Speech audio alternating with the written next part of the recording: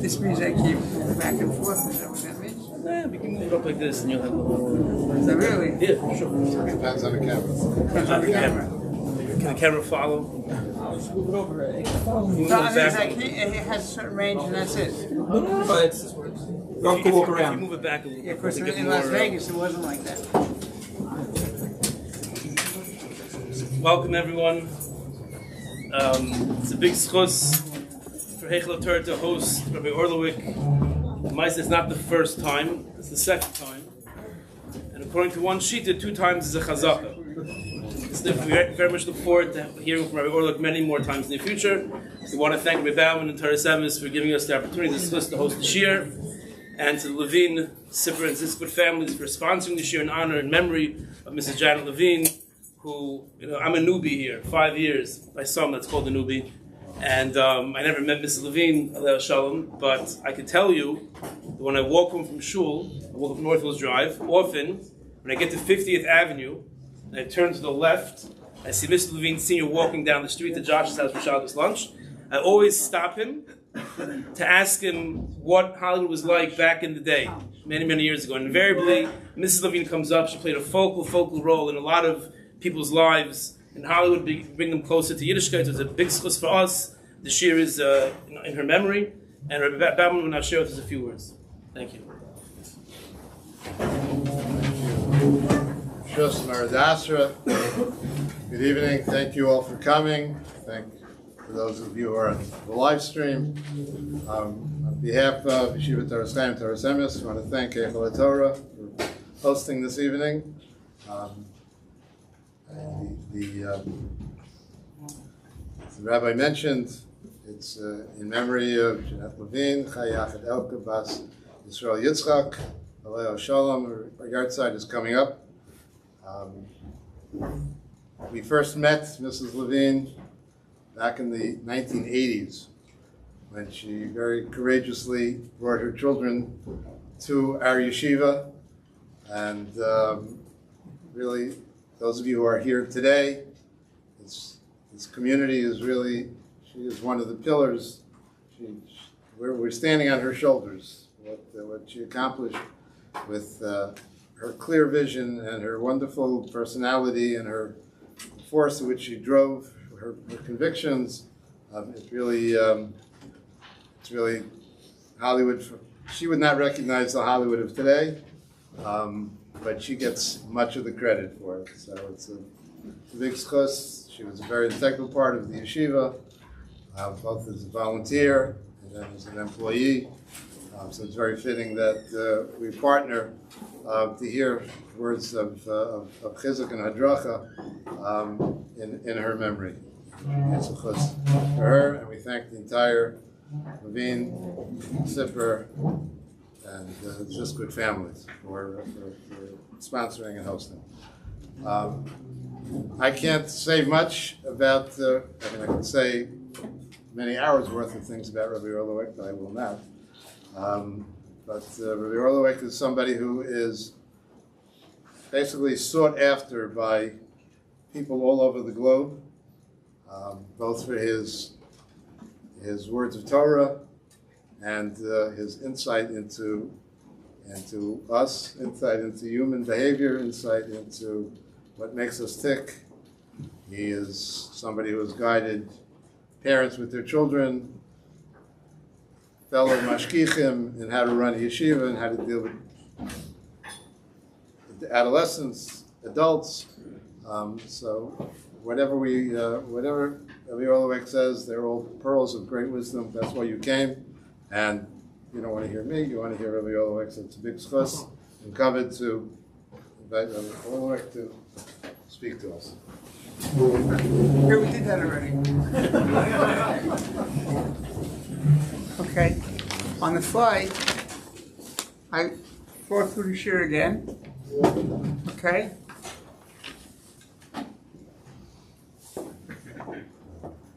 Of course, I have this strange behavior of actually looking at the title that it says on the flyer and to try and talk about actually the title that says here. Okay? It's not normal, but okay. So that's what we're going to talk about. Okay? The last time I thought about the shir that I gave here a few years ago was this morning.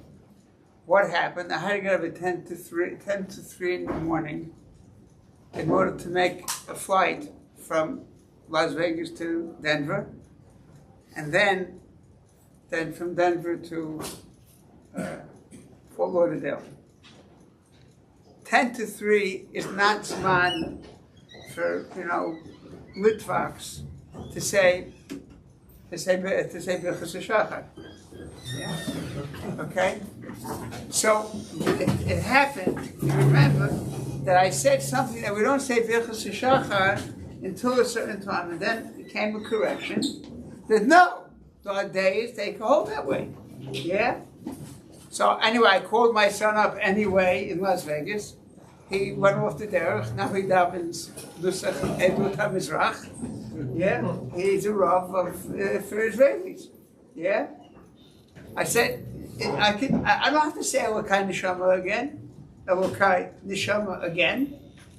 And it was because of that, Baruch Hashem, the best thing is to be shown that you're wrong. Yeah. One of the definitions of a young person, I hope that I'm young, is the ability to change. Okay? This is a whole subject, not our subject. Even though we can get to it, we have time.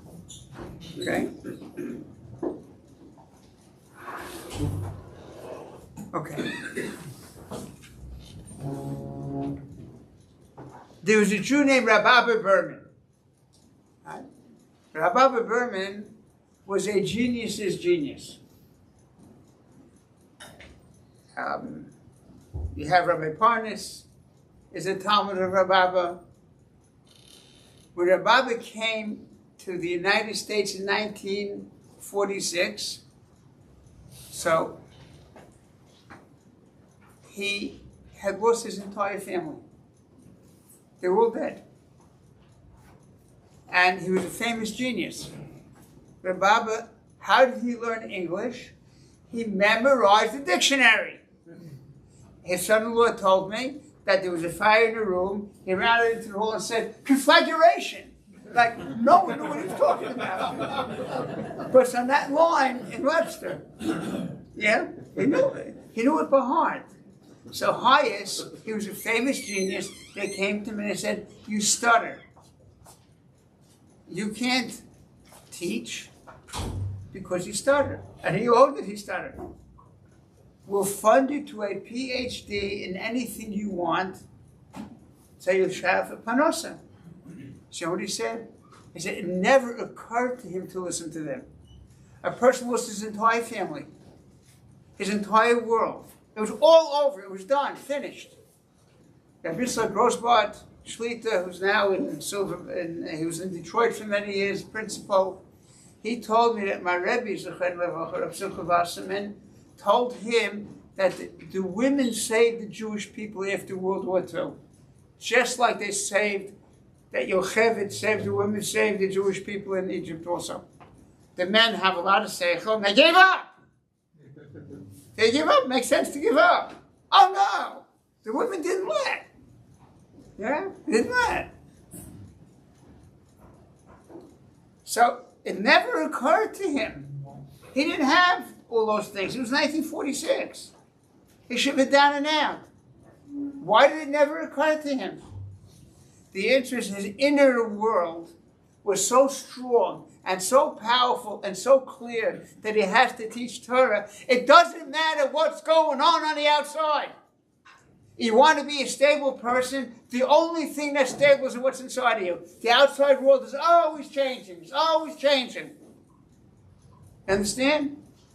And this is one of the things we're going to focus on. It's like, you know,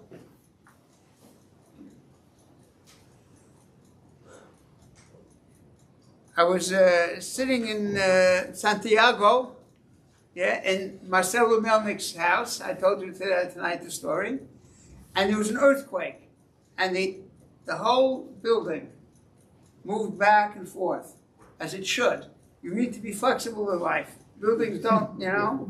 So Chile's the only, like, as far as I know, Panama maybe. Chile's a real country. It's separated from South America from the Andes. So it's really not in South America. It's a country. They're serious about a lot of things, including building standards. So I said to Marcelo, por favor, benediction, please, he's my student, please make the bracha with me.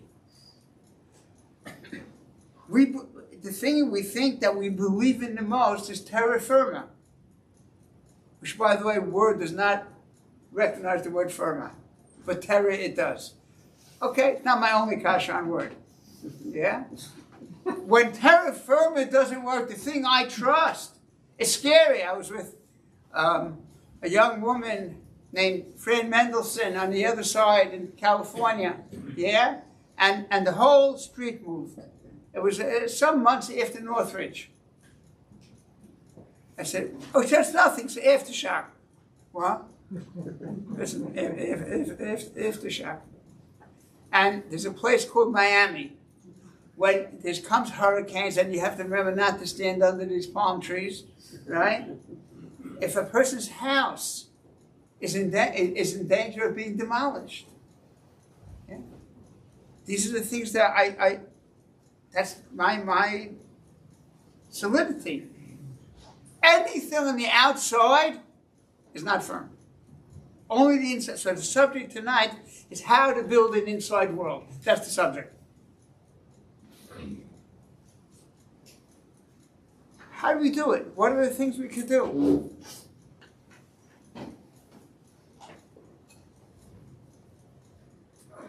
There's a Gemara at the end of Masechta Brachos.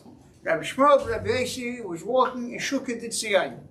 He was walking in a dangerous neighborhood in Yerushalayim. Okay. And someone was with him who was a very great person.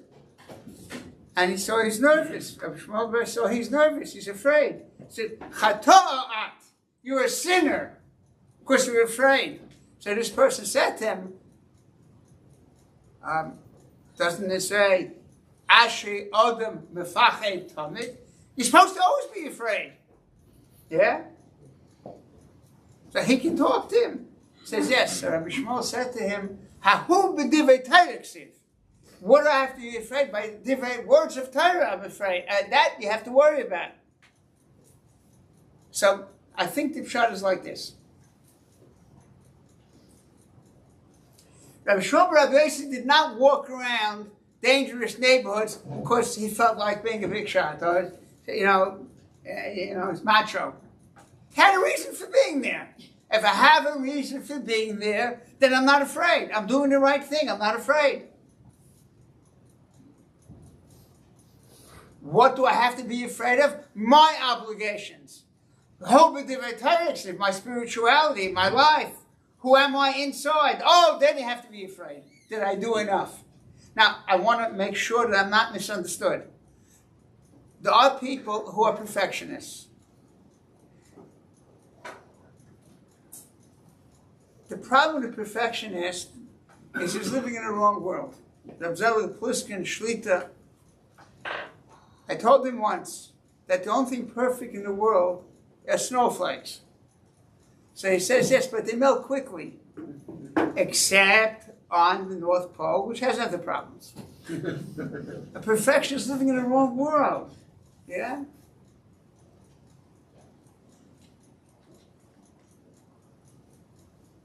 There's a Jew named Dr. Hoffman in Denver.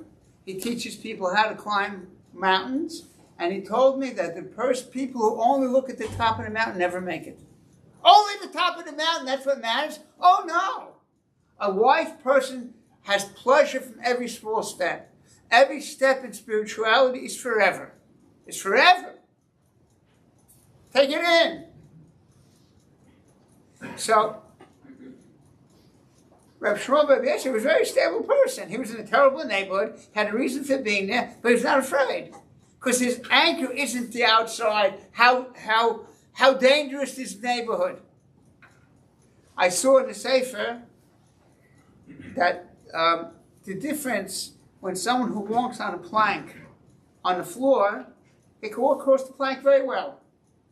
But when you put it between two buildings, it says, comes very dangerous. What's the difference? When you're walking on the floor, so you're functioning on the walking. When you're tightrope walking, you're focusing on falling. When you focus on falling, then you have a much better chance of falling. So the stability of a person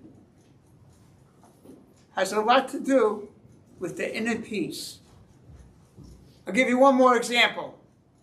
It says by Miriam, she had just put her little brother Moshe into the Nile, had been born, and the older sister was put him in the Nile and stopped to see what's going on. Yeah? But she stood from afar. What does the Tesatzav mean? There's a word in Hebrew called Yatziv. Yatziv means stable. In modern Hebrew, Lit Yatzev means to stand for the draft. That's what it means. A person is stable, has to be calm and focused and at peace. Now I can move. Because I'm running around all, bent out of shape, so I won't be able to do anything. But Tetzatzav, she stood quiet and still. Malcolm says this. Yeah? What was the promise that Yaakov got when he had the dream about the ladder? Hashem Nitzov Olav. Hashem is standing over the ladder. Nitzov. Wherever you're going to go, I'm going to be there. Hashem has never lost our folder. So I think it was Noach who told me. Someone told me today. It's like, that they have an app that will tell you where the plane is at any given moment, any given second. Where is it, and how fast it's going by the second? We have a weakness in our munah that HaKadosh Baruch Hu knows exactly where we are. Well, since we're stupid and we need a camera and a recorder to teach us, the Chafetz Chaim said, to teach us that it's the ear that listens and the eye that sees. Now I'm weak. Does God exactly know where I am? Is He really with me? Things happen that make me question that. So if a human being can produce such a thing, so that means God can do that also. Like, hello. Yeah? So wherever I am, I'm not alone. But that's something that goes on inside of me. It's not the outside. It's not the outside.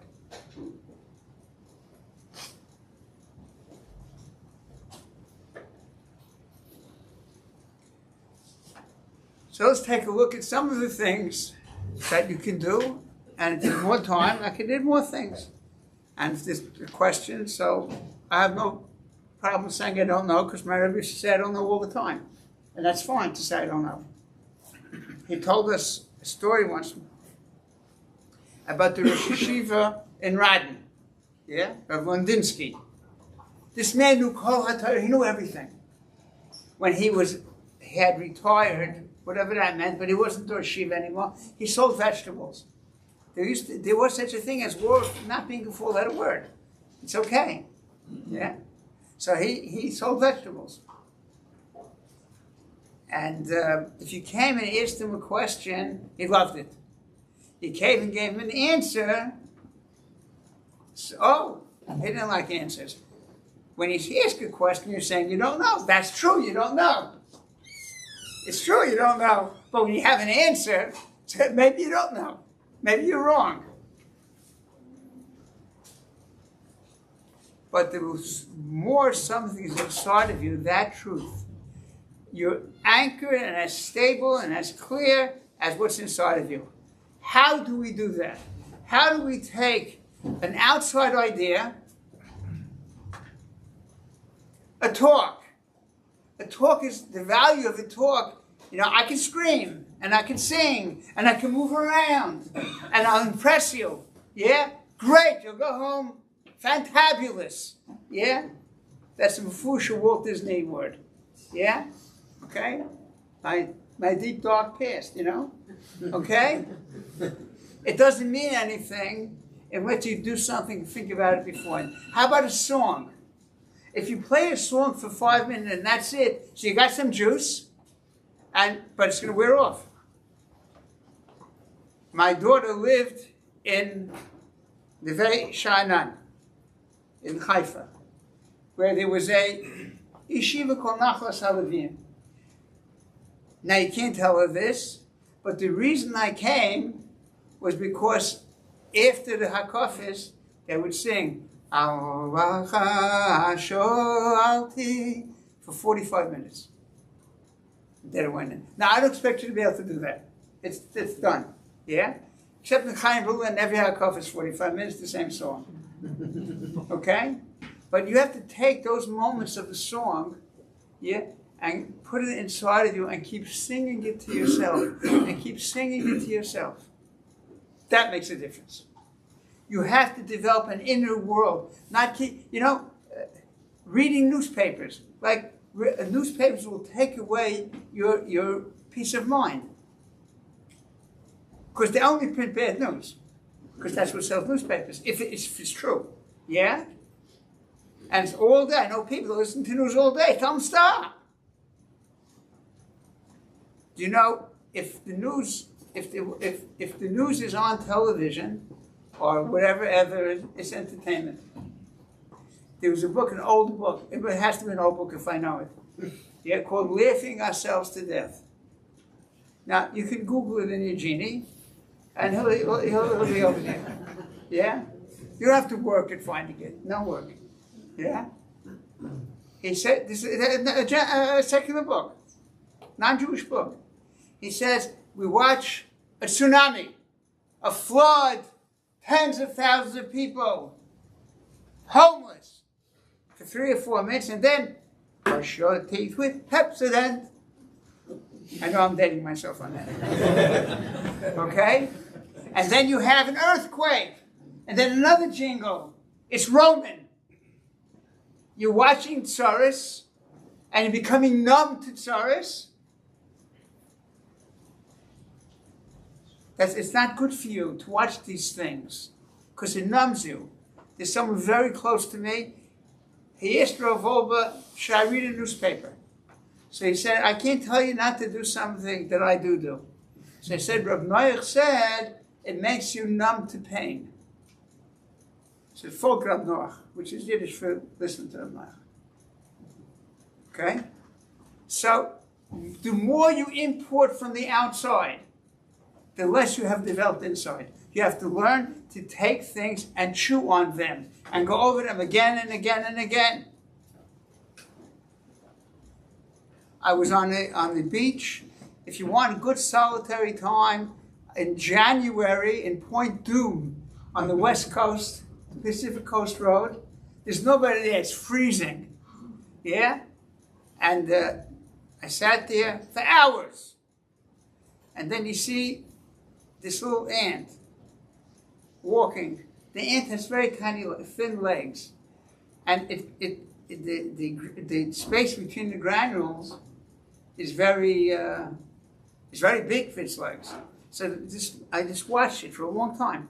It's, you feel the sand, you feel the wind on your face, you smell the sea, you listen to the seagulls, and it would fall into the crevices between the sands and get flipped over, and would go like that, yeah, until it forced itself to reach. Now it can go on. A couple of more steps again, same thing. Turned over until it works itself back in.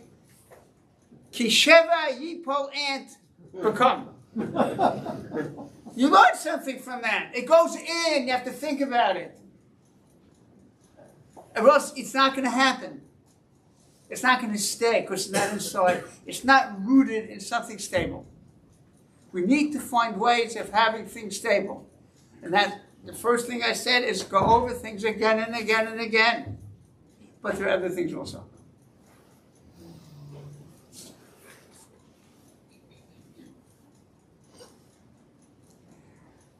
This is not an advertisement for Torah's Chaim, but this morning, it was this morning, maybe it was yesterday morning, I don't know. Yeah. I told everyone talking to me, first of all, I don't tell anyone about anyone who talks to me about something. The last 50 years, I'm safe. Yeah? But now it's easier because I have no idea who it was that said to me when. Yeah? So I was in Chafetz Chaim, and I said to them, you know what the value of this yeshiva is? You have a Messiah. You have a Messiah. You're connected to something above you. Oh, that means there's a person who you put into your life on an emotional level. Yeah? On an emotional level. Not just v'yatzmach. No, not just that. That person came inside of you. Now, wherever I go, I have that person with me. It takes time. Rav Volber's in the name of Rav Hutner, Zatzal. How does a person know who his Rebbe is? If he keeps saying the same thing again and again and you still want to hear. If you just have intellectual relationship with someone, so I heard that already. And I have a pshat in that.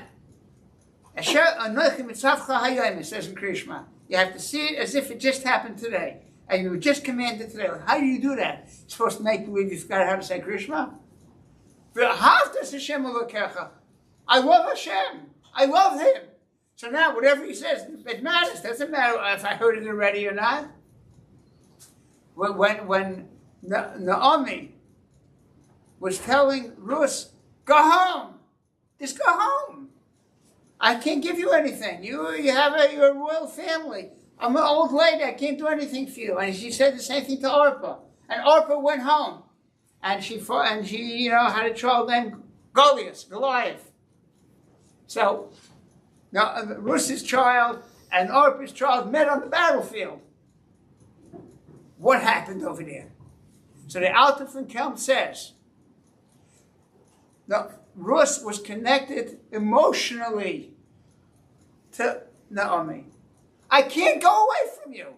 I can't leave you. Orpah was connected to her ideas. Great, beautiful ideas. And now the intellect says leave. It made sense, so she left. An emotional connection, when I say emotional, it doesn't mean that's mindless. But I feel the total person.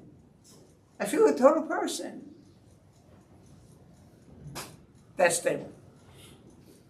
You have to have a connection to someone who you trust. Now, people make mistakes. Okay? People make mistakes, and we know there are times when people disappoint us.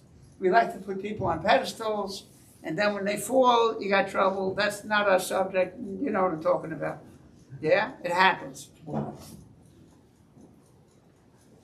I'll give you a much less problematic example.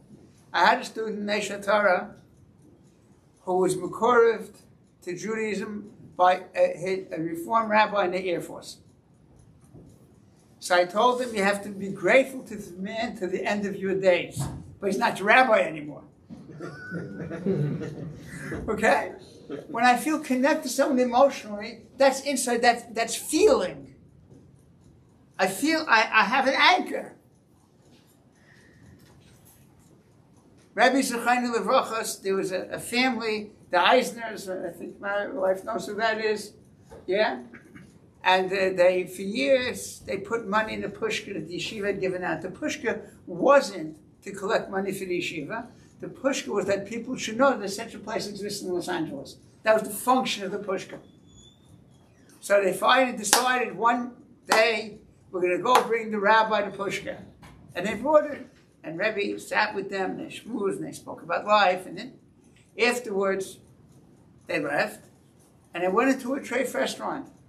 And they ordered food. And the waitress came, and she gave them the food. So Mr. Eisner said, I can't eat this.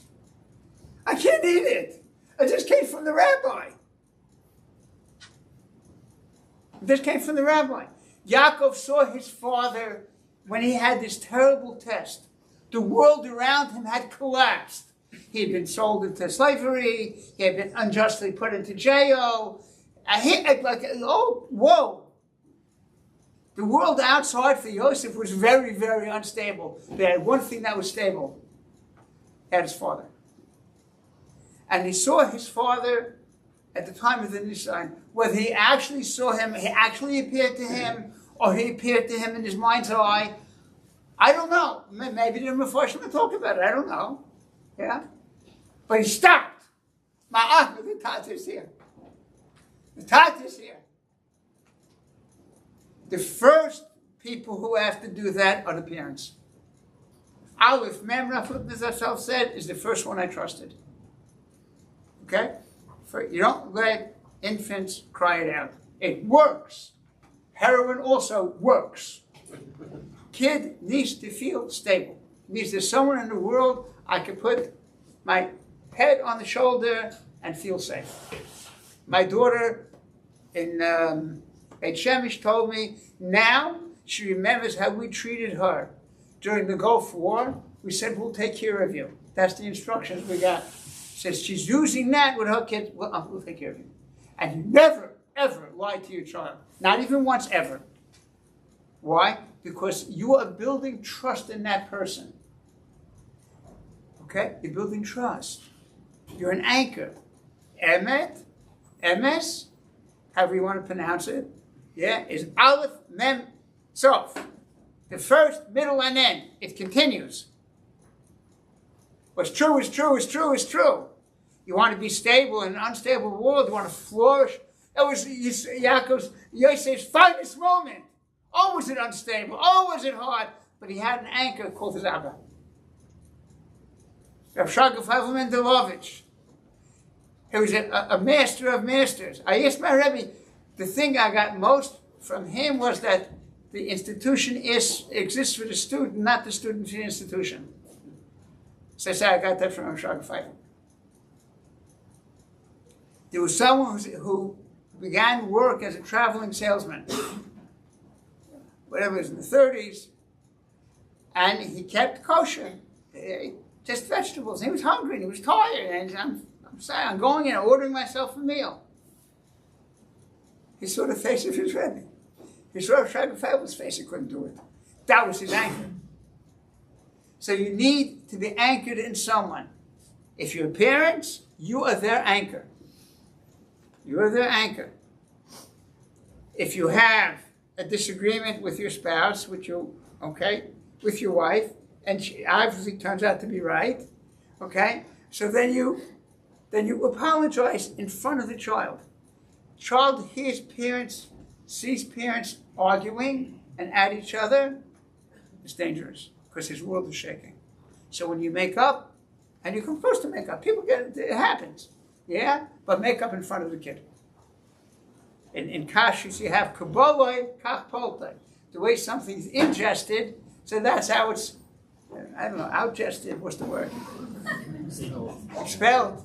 Yeah? Oh, my parents said, then you learn there's such a thing as making up. There's such a thing, it exists. So that's one thing. Get to know someone, have a role model. And you don't have to be perfect.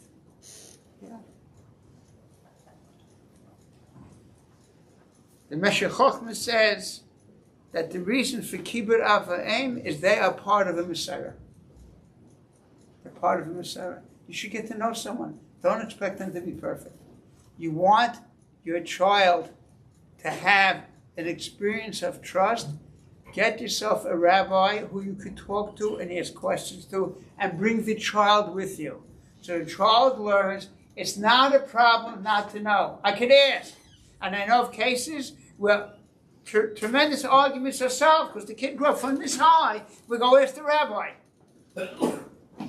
Okay? That's one thing.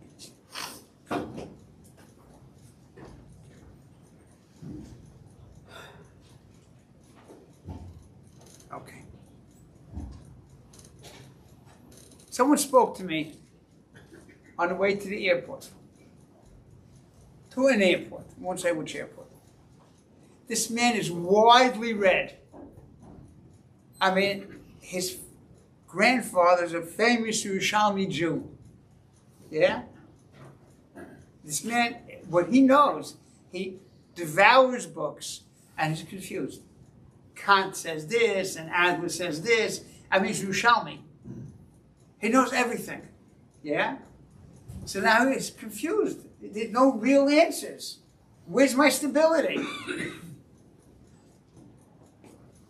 So I told him, you can't get Kant and Adler and worse. Yeah? They weren't so bad.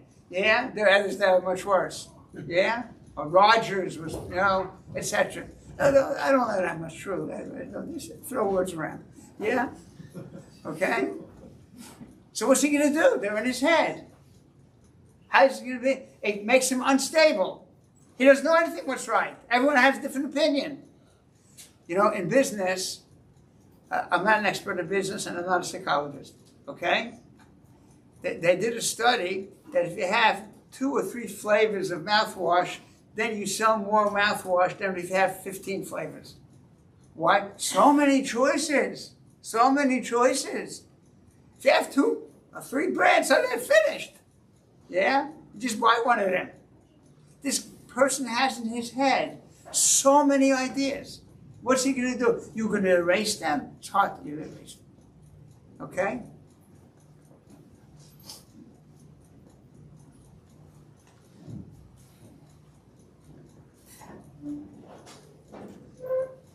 Find out where this person came from. The Vilna Gaon says, Mishlei Shlomo ben David Melech Yerushalayim. There's a similar in the Meforshim in Elu Divrei Koheles. Yeah? Who was Shlomo Melech? Shlomo ben David Melech Yerushalayim. You can't grow up in a better place with such an Abba and say, you know what Yerushalayim was?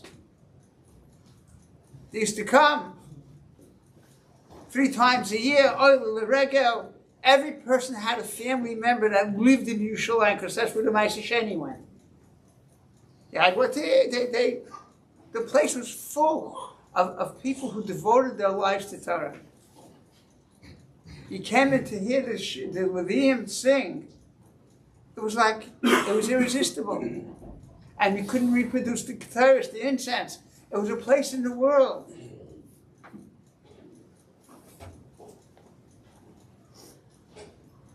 Kohanim or Zvizim. Kohanim do things quickly. But you know what Zvizis is? Zvizis is fast heroes. I do something slowly and slowly and slowly until then I can do it quickly and quickly and quickly. Yeah? But I start slow. I do it right. I taught this in a room, in a class in Chol Shlomo, where the guy was there was a tennis teacher there. I didn't know that. So yes, that's how we teach tennis. Slow, but perfectly. So he started with being a Zohar. And the Zoharists can do it because he did it slow first. That's the Kohen. You watch the Kohen do really difficult things. perfectly. There was no Shvus B'Mikdash. It was a different planet. So, find out all these people that wrote all these books and have all these ideas, how many of them are really reliable? Where are they coming from? Where did they get their ideas from? So then you're going to start, I can't get their ideas out of my head. Like that's a whole different, how to forget something. Okay? It's a different subject. But I'm telling you, it's easier to add than to subtract. If you try and erase an idea, then you still have it. I once started a speaking tour in a place called Miami, and someone sent their child, came through the question, someone sent their child to a pharmacy, and there was a very immodest picture there, whatever your definition of immodest is, and the kid couldn't get it out of his head. So what do you do? So I went around the country asking the shayla. I also didn't know. Until I got to Rabbi Michal Twersky. Rabbi Michal went to public school. Yeah? So I asked him once, how'd you turn out so good? You and your brother turned out so well. I went to public school. Of course, it was different then. Yeah? And they were in a car with someone who said he also went to public school. I said, no, you don't. Sing Silent Night for us. Yeah? If you could sing Silent Night, so then you were in public school in the 30s. That's it. And he did it. So, okay, we accepted it. All right? So I asked him, how'd you turn out so good? You know what he said? We knew our father loved us very much and he believed in us. Aha! So then I asked him a question. So he said, you know, if you can't get a thought out of your head, so you might as well let it in. Because it's anyway controlling you. Do something else. The best way to get rid of blue is to think about green. Whatever you think about, it gets the thought out of your mind. If you think Torah, it changes you. It's artificial intelligence. So I thought for sure I got it. I asked the artificial intelligence. I don't have one. You know, I don't even have. I have no devices. Yeah. So I asked him, why didn't he pursue Lee after Gettysburg? I thought for sure. Why didn't Meade pursue Lee after Gettysburg? Yeah? Not going to know that answer, right?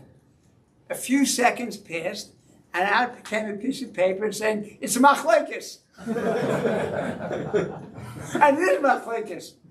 If you lost 27,000 people in 3 days, you don't get out of such a great mood. Yeah? It happened. So, a person needs to be able to know, what can I depend on? The anchor has to be in something stable. And you have to find, and it's work. You have to have good midas to have a teacher. You know that? How could you can't yell at anyone anymore. Because we can't take it. Yeah? A few weeks ago I did yell at somebody, but he's Israeli. Okay? His wife had she works in the nursery for special children, and even in the war, you show up. So her bossit, yeah, her female boss said to her, are you coming in? So she said, Beseder. Now, Beseder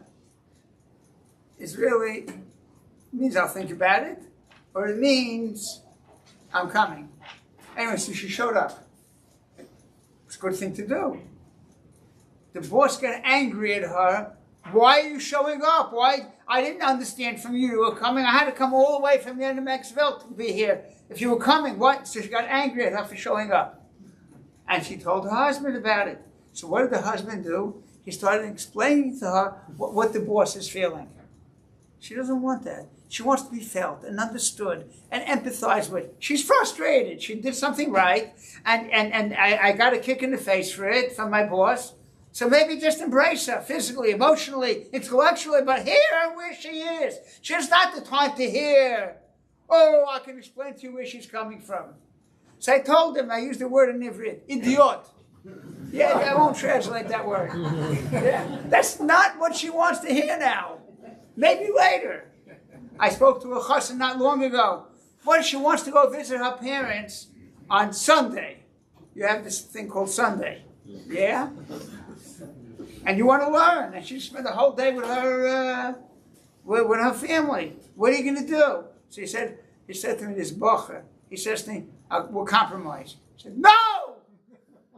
You don't compromise.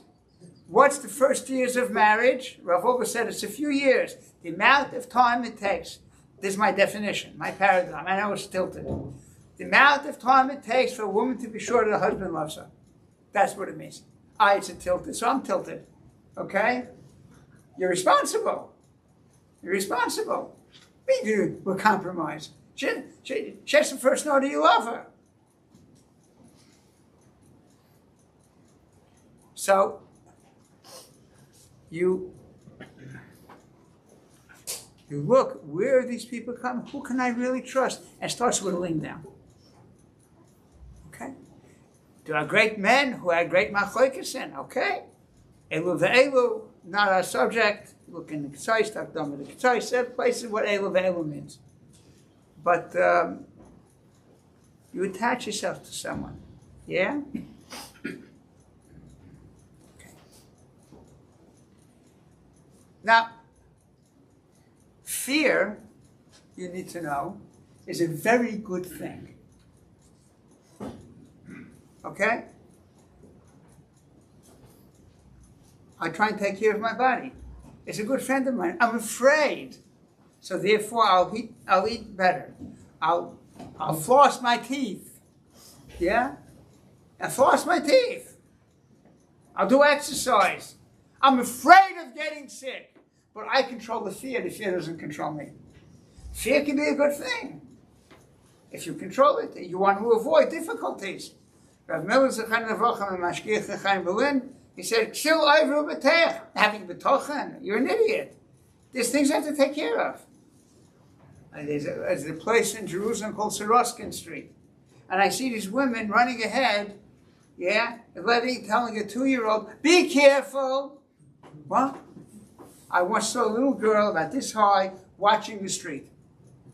A lot of things happen in the street. Bulls can come into a street.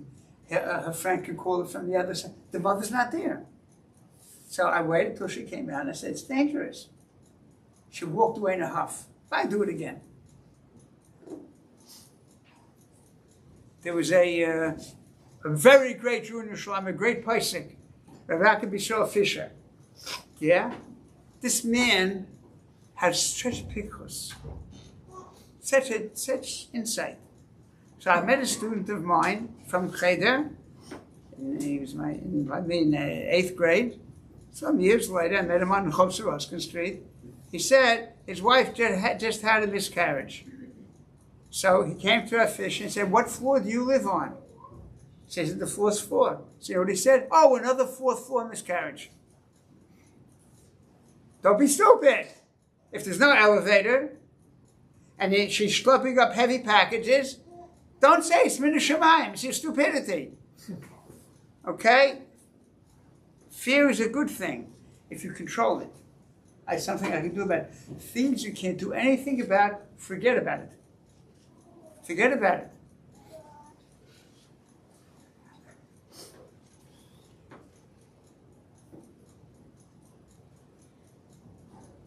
If they tell you on an airplane that this, it's not the machine, the airplane's not working so well, no one's coming to ask me what to do about it. I can't be afraid. Maybe I need to daven, there are things I need to do, but I can't be terrorized about something I can't do anything about. Stop. Okay? So let's wind up, and then we'll see if there's some time for questions. Okay? It's about, yeah. There is an unstable world out there. The world is always unstable. There's been isms all the time. Yeah? Any Hellenists here? Any communists here? Socialists? It's gone, dead. But it's replaced by new things. There's always something out there that's not stable. The world is not stable. There's a Gemara that says about this, Rishoyim Kayom Nigrash.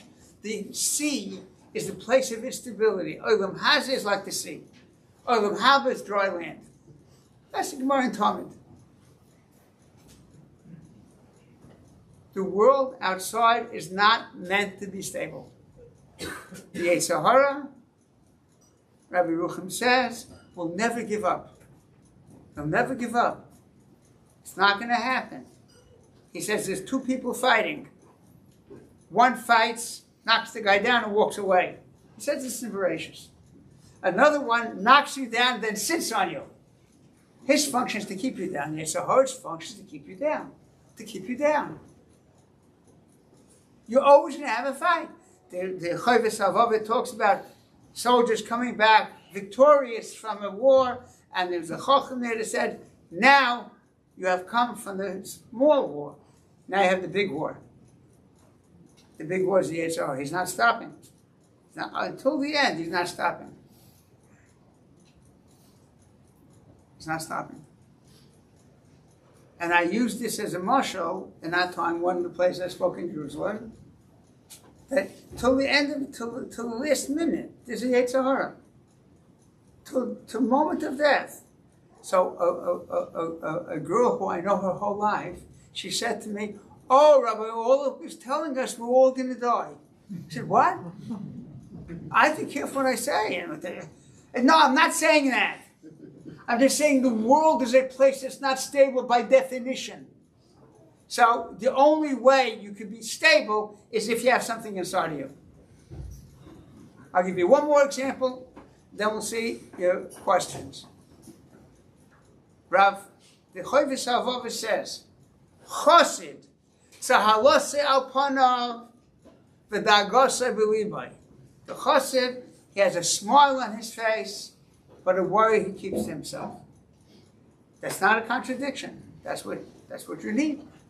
That's what you need to me to smile with you. Rabbi Hoffman, who maybe his books have become known in English also. Shlomo Hoffman. He was walking in Sabbatka Yeshiva very down. So Rabbi Isaac Shea says to him, what are you so down about? Says, the Rambam says that Hashem has to be a testimony on you that you'll never do the Avera again. How can I be happy? So it's such an enormous thing. So Rabbi Isaac Shea yelled at him and said, we don't paskin like the Rambam. Yeah, we paskin like the Rabbeinu Yonah, that a person has to be standing, but the satzav, nitzov, firm, on a good way. But you don't have to get there yet. Now, I'm not paskin who we paskin like, I'm just telling you a story. Yeah? I was a mashgiach in an Israeli yeshiva gedola, and there's machlokes in the Sephardi world between Rabbi Ovadia, Zatzal, and my Bitzei Torah, Rabbi Gabriel Toledano, Zatzal, Tamidim Rav Shach. So they come and ask me, what's my opinion? I said, I'm a young American, what do you want from me? Okay, I'm out of this one. If you had a shiva, then it's Tzalose B'liboy, your happiness in your heart, and Dagos El Panav. What's your function? So, whoever it is, there's an inside world that you need to maintain. An inside world you need to maintain. I was once in St. Louis. My daughter Chaysa was with me then. She couldn't believe I take off my shoes so quickly and put it in the bin, like I do this every day. And I had an appointment with Rav Shlita. And I called to tell the Rebbetzin that I'm an hour late. Okay? She says, well, it's Minna Shemayim because he has a funeral. So he said, Rav Matisyahu, a Jewish heart can sit at a shiva and feel deep tsar. But when he goes across the street to the Sheva Brachas, he feels deep joy. Salose al panav. And then he goes to a wedding, and then he goes to a levaya. Our inner world is what the Rebbe Shem wants us to feel. And that's stable. So the world is unstable, it was unstable, it is unstable, and will be unstable. Okay? Until Hashem comes and brings Moshiach, and then, according to Rabbi Nechemi, those are the bad days. Because now there's no more Bechira. Now there's no more work. It says in Mikhail Shir Beis, Rabbi Nechemi, Elu Yimais HaMashiach, the Yomim Roim. But we want Mashiach to come. And now's not the time how to explain that. But we have to know we're in an unstable world always. Always. So the world is be'etzem unstable. You have to have all the things to be plugged into a certain truth by people you know, and things you've learned, and things that you've internalized. Not just you heard a song, and then that was great, and then what's next? It's not good. And it's worth my being born if I can convince you one of you about this. It's not good. And it's too fast. It's no good. Work it out. Last like with Divrei Torah. And then Be'ez Hashem, you'll know that the world is very stable. It's the Rebbeinu Shalom's world that's stable, and that's what you have to put in yourself. Maischus. Any questions? Not that I know anything. Yes? Will there be a gaping hole for someone that's guilty of not always being honest with their kids? Is there a gaping hole? Someone wants to repair it. I'm asking for a friend.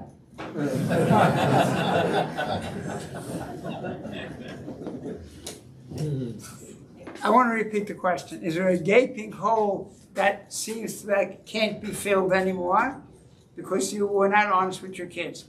On one level, yes, because they will remember that. However, we believe that there's other things you could do. I'll tell you a short story which personalized this. Not personalize it for me. There was a place called Meir Sha'arim 100 years ago. Yeah? And on the left side of Meir Sha'arim, there was a swamp called the Death Swamp. There were mosquitoes there. It was before quinine. Yeah? You got bit by a mosquito, you could die easily. So how are we going to drain this swamp? If you ever walk down the Chol Meir Sharm to the left, it goes down. That's where Meir Yeshiva is and a lot of other wonderful places. It used to be a swamp full of water, still water. Yeah? Still water, not what they give you in Belgium. Still water means not carbonated. That's what it means. It's still water. Yeah? But so what did they do? They dug trenches around it, and they sent, dogs with pipes, and they started flooding it with clean water. And then it would overflow, and they would take out the water until the water was completely clean. And then they just drained it.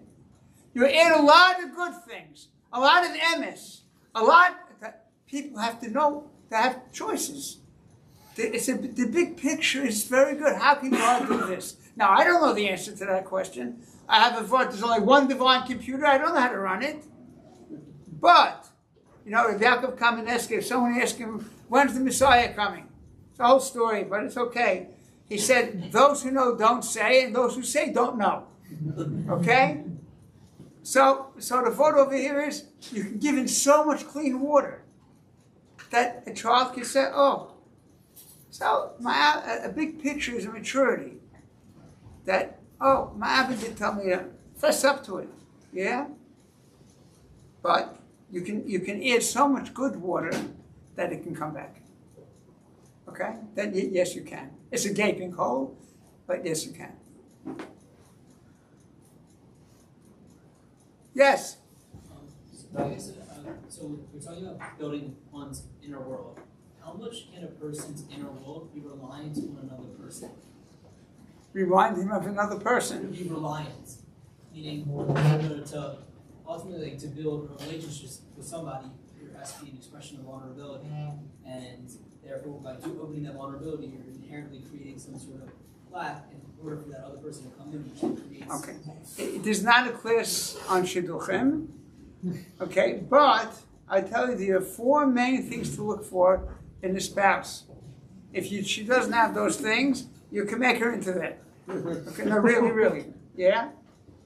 The first is, Rabbi Zechon Levacha said, she should be a happy person.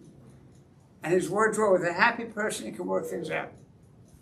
But there are three other things. One is, are they flexible? Are they forgiving? And last, are they grateful? Because she is a grateful person, then all you have to do is be nice to her. Yeah? Okay? And I tell Bochrim, when you're newly married, you're walking down the street, remember the bad old days before you found someone dumb enough to marry you. Okay?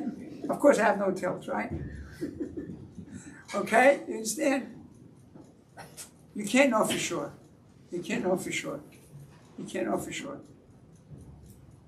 But you do have to be able to trust someone, because if you can't trust anyone, then you live in a lonely world. There's no one there. You have to learn how to trust. You have to learn how to take chances. Yeah? And you do it, but it should be an educated guess. Yeah? Is it okay for the other side of the Mechisa to ask questions? Yeah. It's okay. Everybody knows that every question is good. Should they write it down? I don't know. Right? It doesn't have to be. What would your wives ask?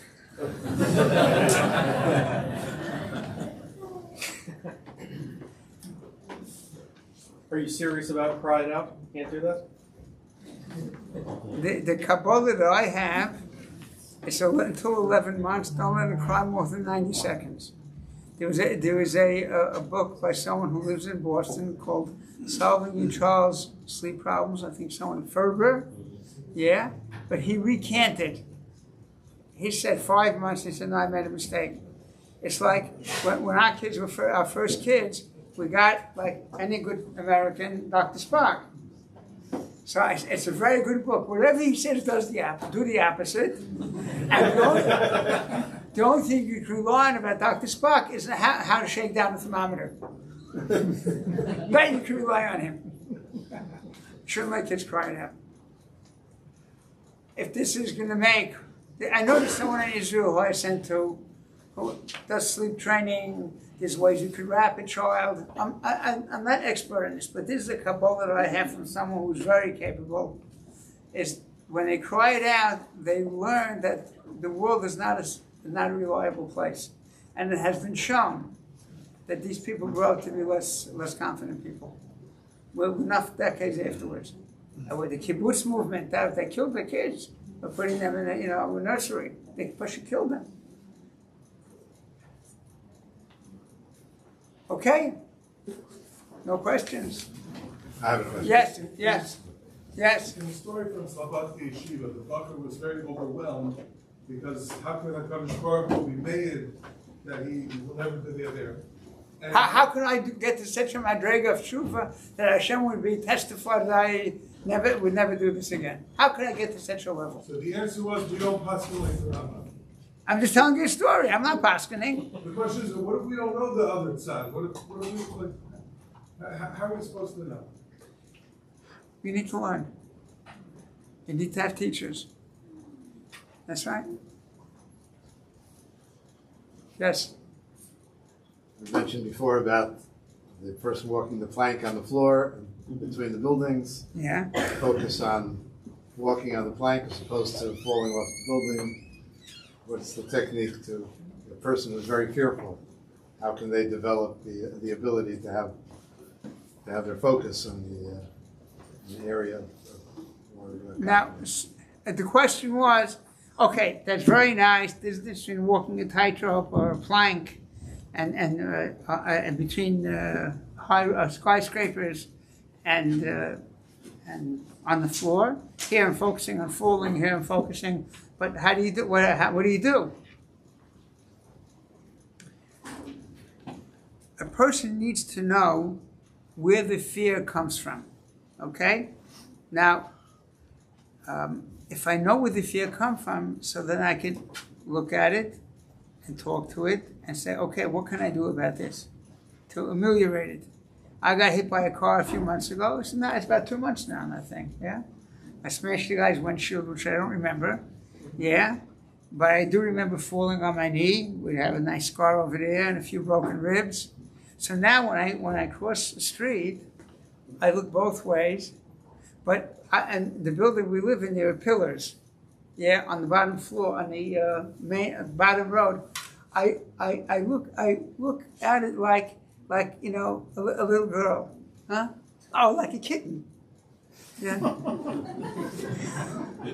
And if I hear anything that sounds like a car is coming, so I overcompensate.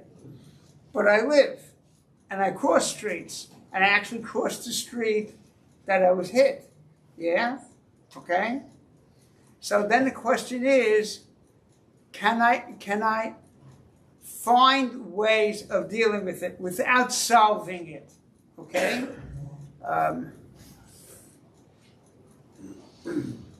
I remember there was a dog who used to come out in that place where all Jews live, in Borough Park. Yeah? And he used to come out and growl at me. I used to dream about sending poisoned meat over the fence. Okay? Several decades later, the flight from JFK to Baltimore from Israel didn't happen, and okay, we'll put you on a bus, and the bus will get there tonight, and thank you very much. So I volunteered to have Shabbos with my brother. I walked down that same street. It's like several decades later. You know how old that dog has to be? Yeah. And I crossed over to the other side of the street, and I took a furtive glance. The building wasn't there. It was there, a whole different thing. Okay? But the dog was there. The dog for sure wasn't there. Yeah? So you have to recognize where it's coming from. Does it interfere with my life? Is someone who's afraid of heights and he's there in a parnasa, he should not look to wash windows on skyscrapers. We do things that reflect our strengths. Okay? But if there's no other job, so go to a psychologist. And he'll help you work it through. I don't know. Do something about it. Does it control me or do I control it? I have to recognize where it's coming from. If I don't know where it's coming from, so then it's a problem, and I just have to live a life that just compensates for it. I know people who that do not fly. They never fly. They never fly, and they don't see people very close to them ever. Yeah? Because they're afraid to fly. Okay? So that's the choice. So that's why I think you have to try and locate where it came from, then look at it in the eye and deal with it. And if you can't, try and compensate for it. Yes? Rob mentioned that we become immune to tsar. We've just seen so much and scrolling That's through right. everything.